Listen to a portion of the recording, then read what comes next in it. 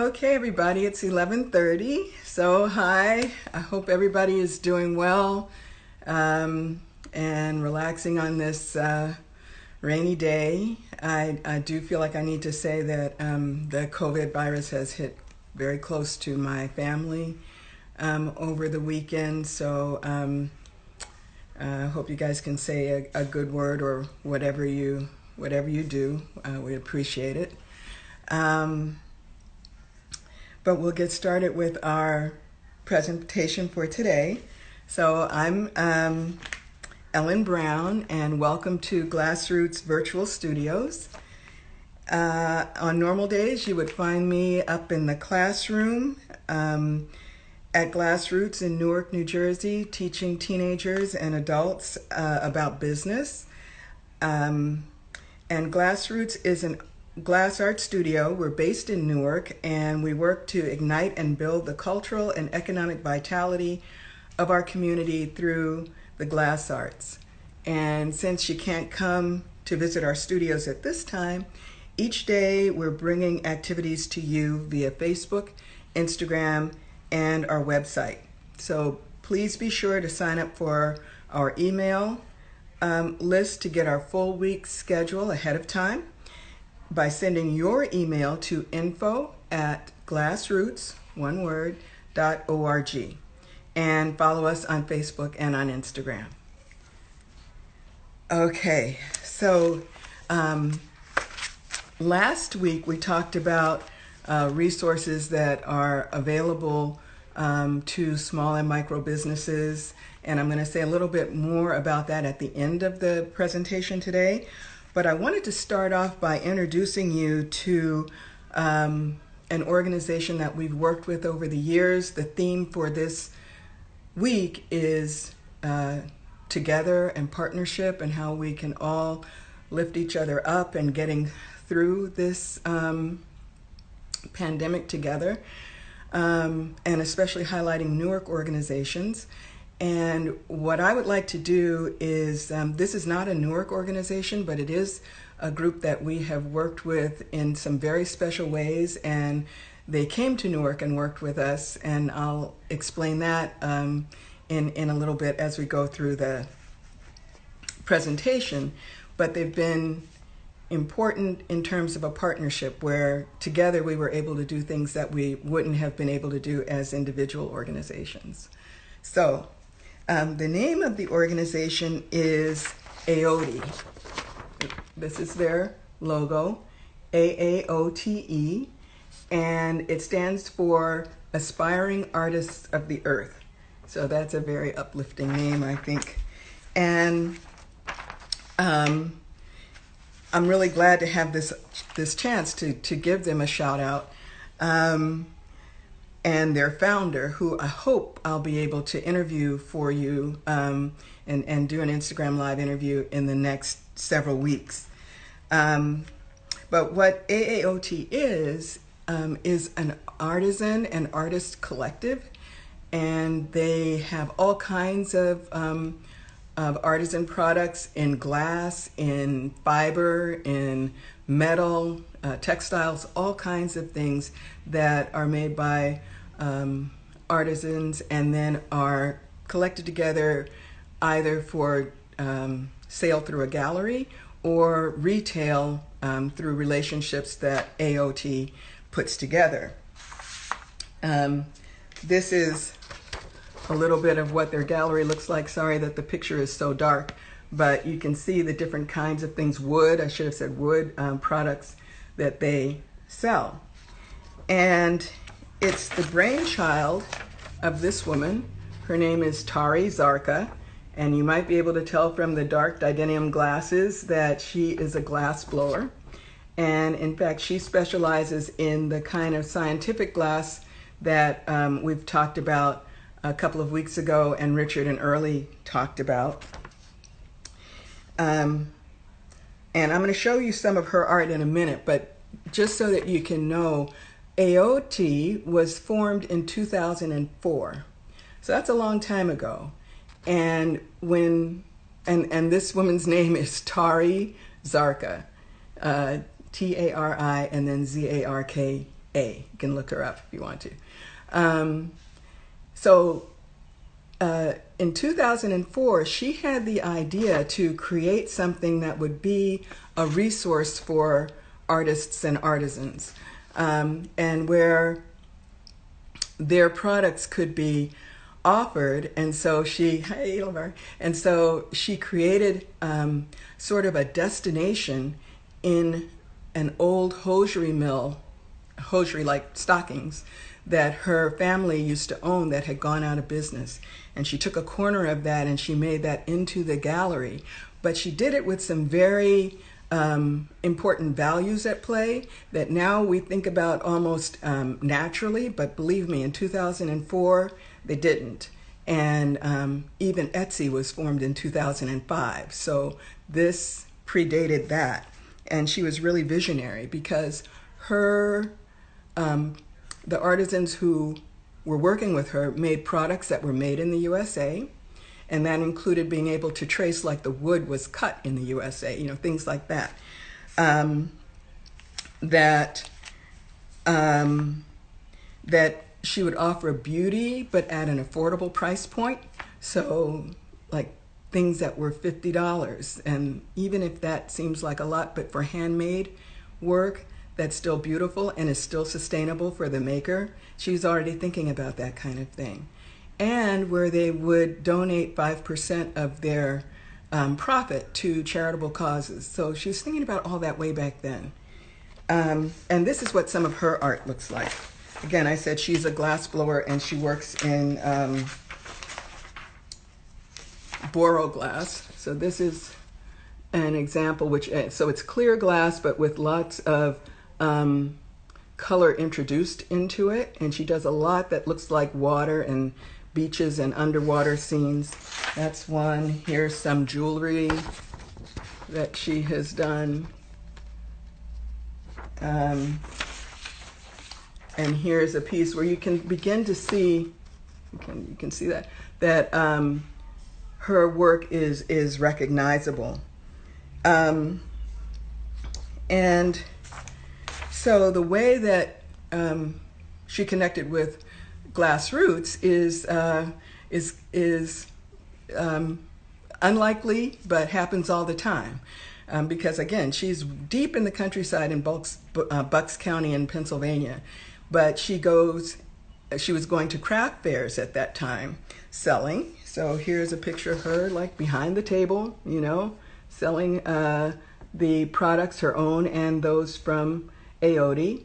And one of GlassRoot's board members at the time happened to be at this craft show, which I think was right here in Essex County, maybe in Melbourne or something, and said that he was affiliated with a glass blowing studio in Newark, and, you know, cards exchanged hands, and eventually her card ended up on my desk. And at that time, I had just started teaching the business class, and I was really interested in how we could show the intersection between business and art, and how that could like really be a thing.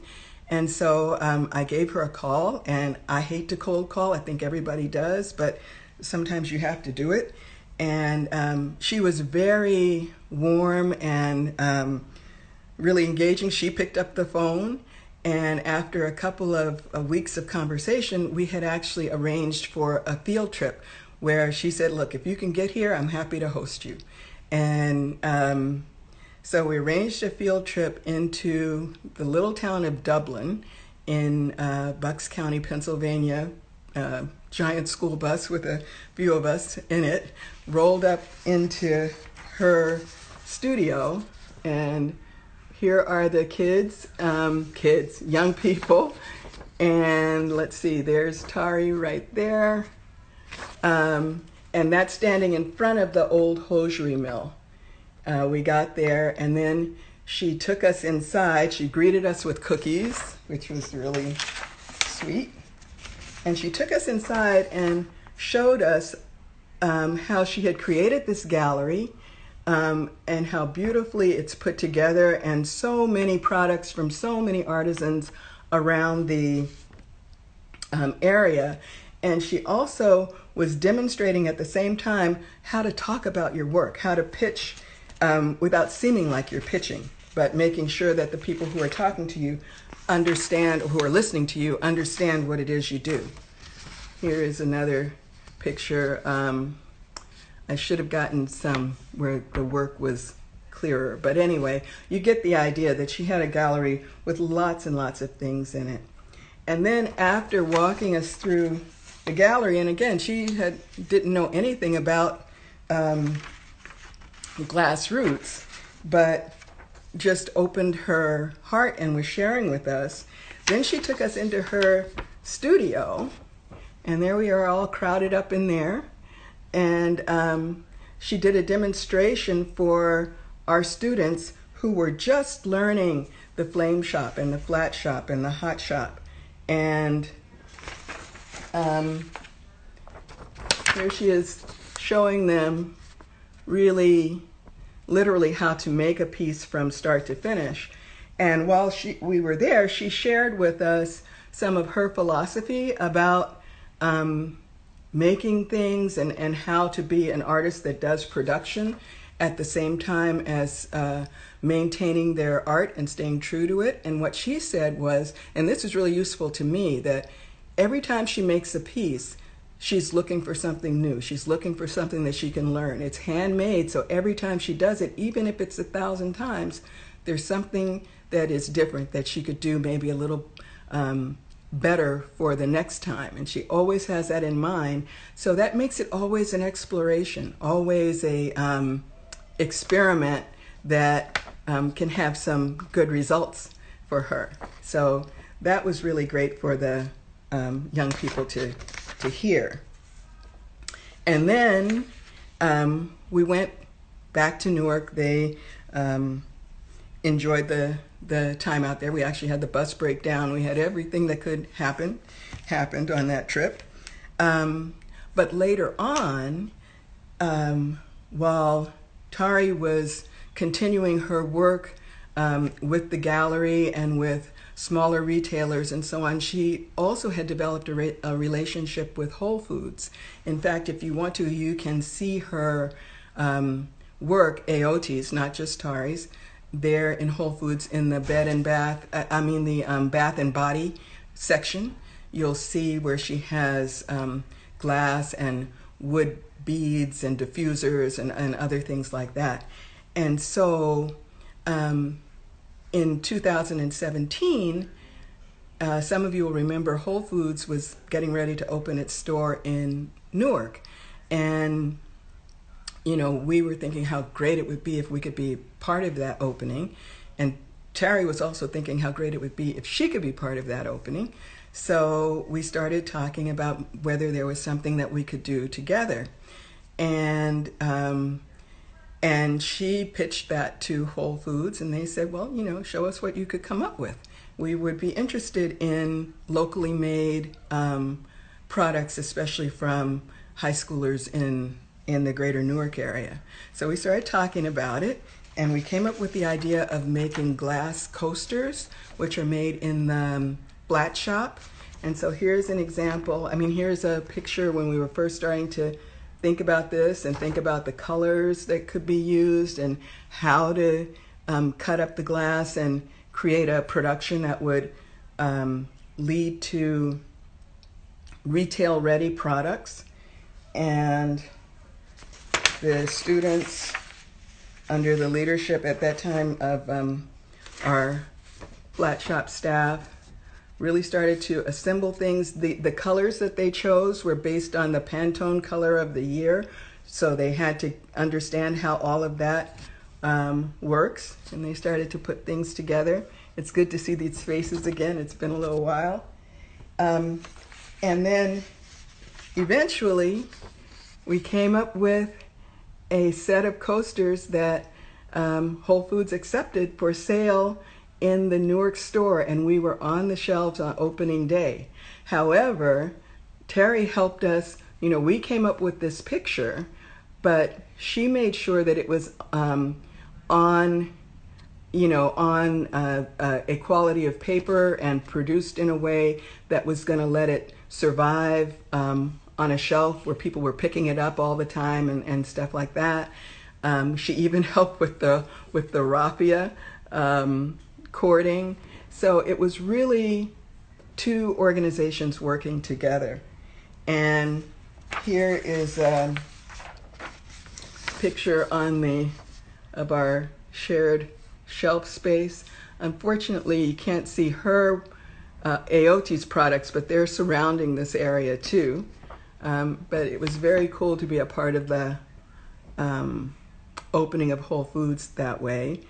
And it wasn't just limited to the product and producing the product. We were also able to negotiate, what do they call it? Not a sample, a demo day. So you probably have seen that, where you go into Whole Foods and entrepreneurs are there with their product and they're offering samples and things like that, telling you about the product, not selling too hard, right? But telling you about the product. And we got a chance to do that with our students. So there they are, standing right at the front of the store. And some young people found that they really had an affinity for this. They enjoyed the process. Others, maybe not so much, but they still were there. And what happened was, even if they were a little shy at first, when people started asking them, what are these tools and things like that you have, then they started to talk, and they would show them the coasters and where they were in the store and all of that. So it was really a great experience, and I think a really good example of partnership that we hope to grow and do more of, both with AOT and with other organizations, and where we can both lift each other up. And it's also just a chance to make a public thank you for partners like this who are able to see a whole that's bigger than the two individual organizations. And then I'm also sort of using this as just an introduction to AOT, because I hope that in the next couple of weeks that I'll have a chance to introduce Tari to you and to do an interview, and then you'll know where this all came from, because there were other things too. I don't just want to go on and on, but there are quite a number of things that we did together. So now I also wanted to just go over some of the resource things that I was talking about last week, and talk a little bit also about next week. You'll remember you can ask us about the legal startup kit for entrepreneurs that we have available. Just email me at ebrown@glassroots.org, and I can send you this with how to incorporate your business, copyright, patent, trademark issues, how to protect your work, and how to make sure that you have an agreement with people working for you. All those kinds of things you'll find in here. Last week I also mentioned we had the wonderful interview with Rising Tide Capital, and they are still available and stand ready to help you, even doing one-on-one Zoom calls to help you with preparing applications for the Paycheck Protection Program or the Emergency Disaster I don't know what the I stands for, I can't think of it now, loan program. So reach out to them. Also, Invest Newark, which is right on Commerce Street, can assist you in applying for those programs. There are quite a few. UECDC, the Union County Economic Development Corporation, even though it says Union County, it's statewide. They can be of assistance, and they also have a small loan program to consider. Last time I also mentioned that Facebook was opening a fund, and they did. They opened it last week, but unfortunately New Jersey, I don't think any New Jersey zip codes are covered by that fund. I don't know why. You might have to do some advocacy there, but New York City is. So if you have a New York address, entrepreneurs who have a New York address can consider themselves, should check out that fund. Very importantly, the Mayor Baraka's Creative Catalyst Fund from the city of Newark is taking applications until tomorrow. Okay, May 1st is the deadline to apply, so you still have time. These are applications for $1,000 to $10,000, I think, for artists or artist collectives that are active, that are based in Newark or that are active in Newark. So please check that out. And Sean Diddy Combs also has created a fund and technical assistance resource, which you can find at Our Fair Share, www.ourfairshare.com. Thank you, Loari. Thank you for that, Anthony.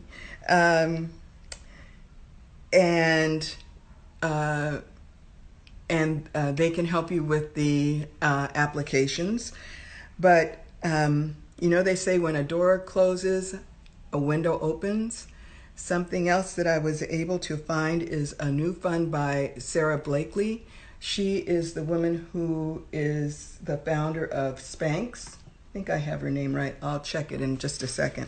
But anyway, it's called the Red Backpack Fund.